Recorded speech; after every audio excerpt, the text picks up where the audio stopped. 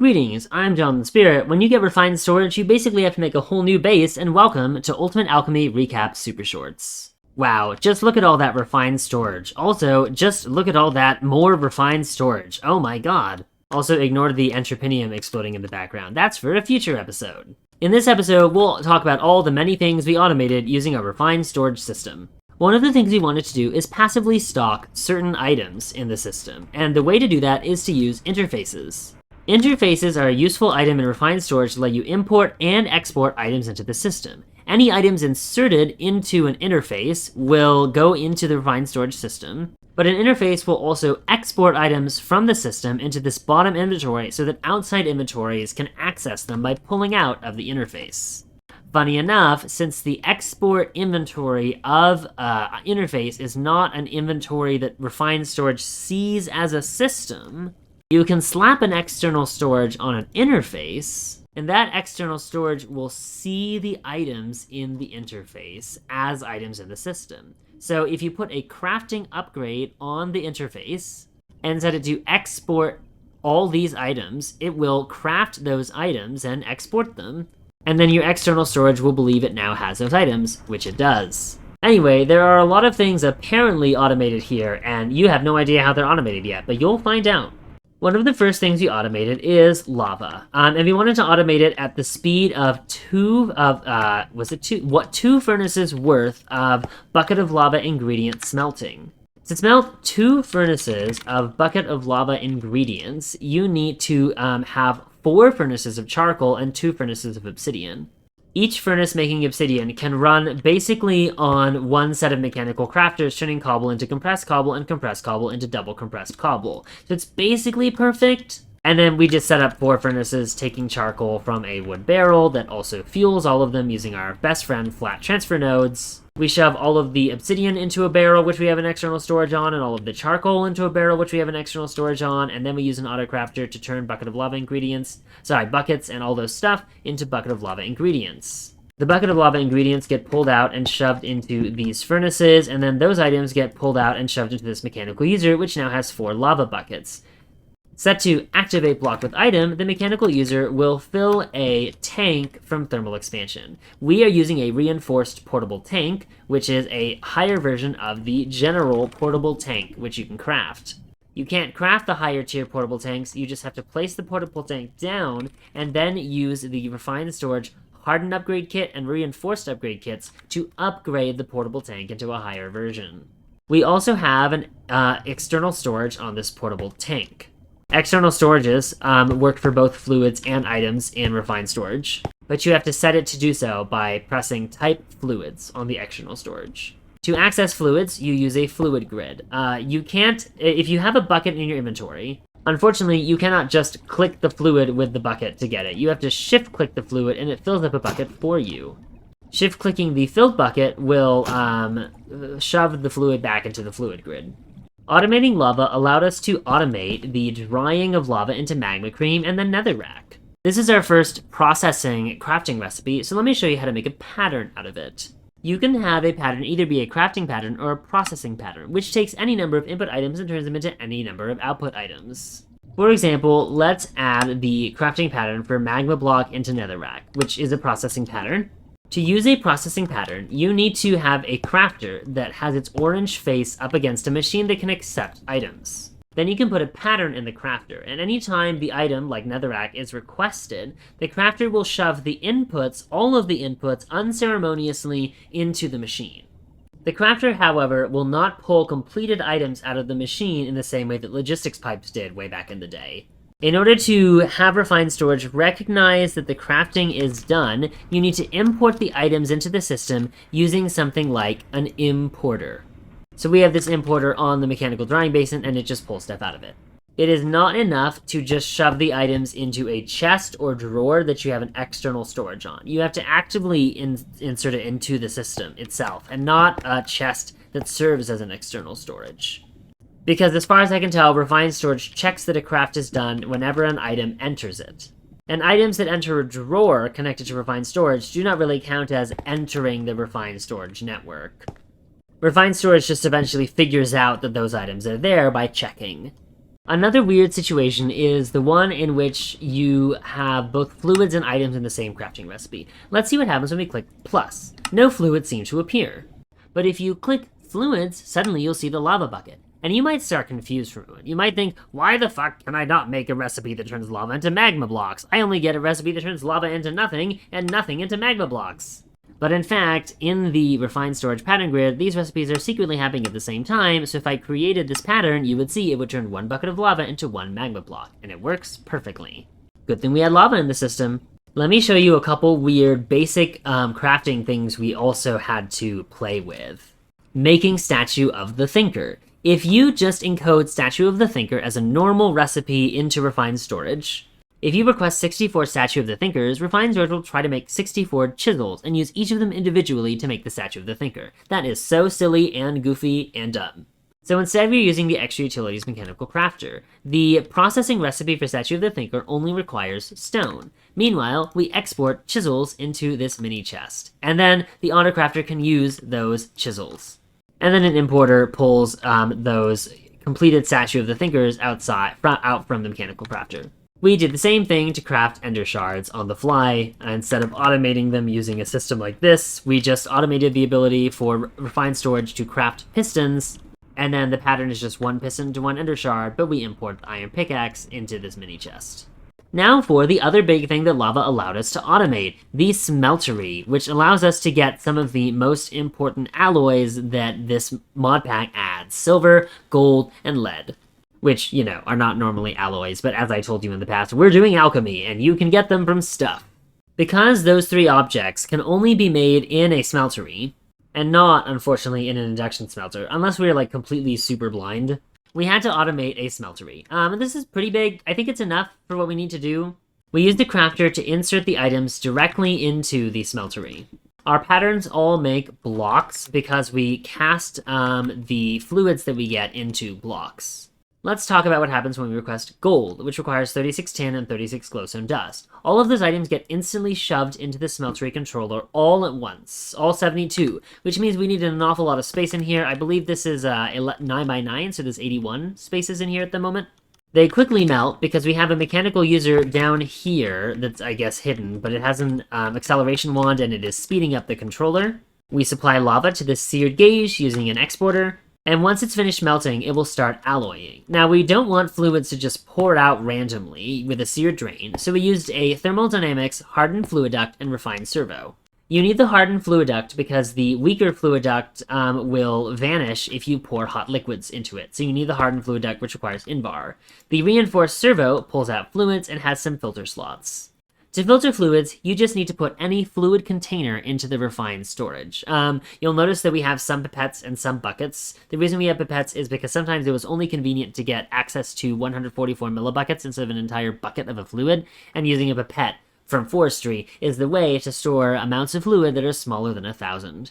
So this reinforced servo only pulls out those fluids. And so you do have to be careful that you're only going to be putting in fluids in the smeltery controller. You're only going to be putting in fluids that you are not planning to export.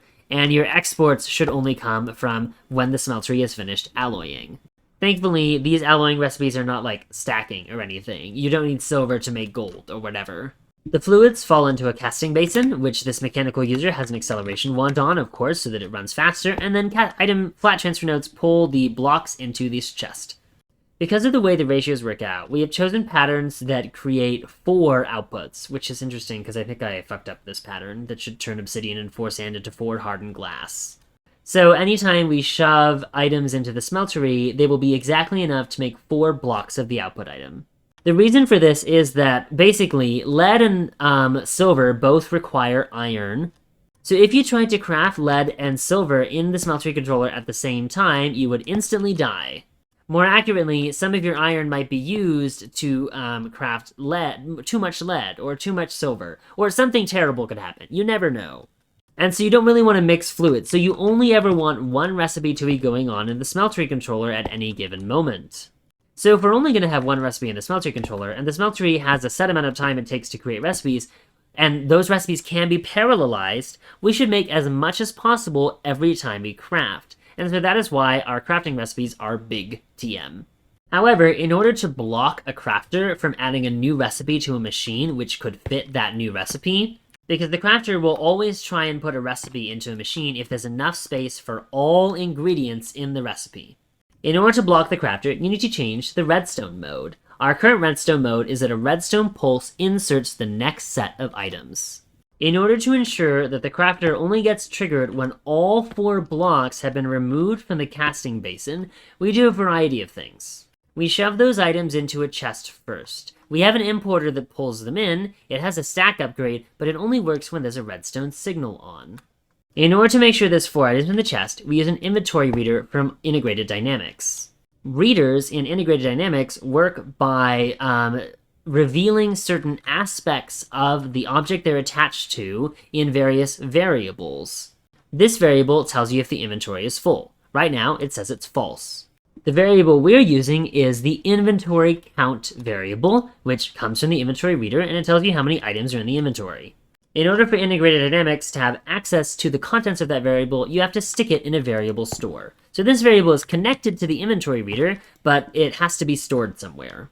To get this variable card, we stuck a blank variable card into the slot on the left, and it appeared on the right with a new variable attached to it. Anyway, then we used the Portable Logic Programmer, which you'll see more in a couple episodes, to create a variable card which is an integer with the value 4, and then create a variable card which uses the equals operator that checks if the number of items in the inventory is equal to 4. If that's true, a redstone signal is sent out. That redstone signal turns on this redstone, which powers the solid block underneath it and transmits that power to the importer, so the importer pulls in the items. But it also pulses the crafter, and the crafter is allowed to insert its next item into the smeltery. Very cool. Yes, that's me calling my build cool. Very cool. Thank you, Kanye. Anyway, we also make hardened glass and crystallized mineral here. Hardened glass is 1 obsidian and 4 sand to 4 hardened glass. Mineral is water and redstone, but I didn't want to figure out a way to shove water into the smeltery using this crafter because it just wouldn't work. So instead, I shoved ice in. Where am I getting the ice? From this glacial precipitator. The glacial precipitator uses power to turn water into ice, or snow or packed snow, but we just want ice, and we export it into this barrel. To get the water, we use a transfer pipe from Extra Utilities 2 with a mining upgrade that allows it to pick up water from an infinite water source. Presumably, you can use the same thing in an item transfer node to pick up cobble from a cobble generator. Fascinating. And then we just stick an external storage on that barrel to get the ice. Now for lightning mode, we have an induction smelter that makes electrum, invar, quartz-enriched iron, and bronze ingots. Refined storage is clever and will not attempt to insert items into a machine unless it can check and discovers that it could insert all the items in its crafting recipe into the machine. So if quartz-enriched iron is being made, and the crafter gets a request to make invar, it's not going to just shove in the iron because there's space for it. It will wait until there's also space for the nickel, and then put in both at the same time. So this induction smelter is safe and requires no weird shenanigans in order to work. We have a pulverizer that makes gunpowder from fire charges, silicon from sand, and magma cream from magma blocks. We have a centrifugal separator that turns magma cream into slime balls and blaze powder. Our nickel recipe shoves iron ingots into a fractionating still and expects to get nickel. But of course, the iron needs to be magma crucibled into molten iron. The molten iron gets fractionating still into molten nickel, and then gets cast in a casting table with an ingot cast, and then imported as nickel ingots. To fully automate lapis, we used an exporter to shove gold into this pulverizer. The exporter has a crafting upgrade so it can make gold if it needs to, and the pulverizer makes gold into gold dust and shoves it into the alchemical imbuer forever. So we have so much lapis, and we just keep getting more, except that we ran out of water because of something I discovered in the last episode, that this alchemical imbuer needs a blue input. I hope that I will remember that when I get back to the main world. By the way, remember how I talked about mechanical usering an overclock generator? We totally did that. It works great. Anything else weird? Oh yeah, vines. Also, there's a chicken over there. Hello, chicken. Arch decided to throw an egg at me. You'll see that in the next episode. I record these things out of order, sorry. Anyway, remember how we needed vines to get processor bindings? Well, we need a way to create vines. So we are using a mechanical user with an acceleration wand to accelerate this vine block. We fill a mechanical user with shears and set it to left click so that it can break the vines, which drop into a hopper. The hopper shoves those vines into this item barrel, which now has so many vines. And in order to turn off the mechanical user, we use the detector. The detector is a refined storage block that sends a redstone signal based on how many items there are in the refined storage system. This detector is set to emit redstone signal when there are more than 2,000 vines in the system. Right now there are 2,001, so it stopped the mechanical user just in time. Last thing is the Tinkers Construct Seared Furnace, which uses lava to smelt items very fast, and 16 of them at once. Very parallel, which I love, so we're doing all our smelting in it, which isn't a lot right now, but it's honest work. The seared furnace has a specific style. This is the minimal size seared furnace you can make in the minimal form. It's got cute little caps, and then its middle layers need to be framed on the outside.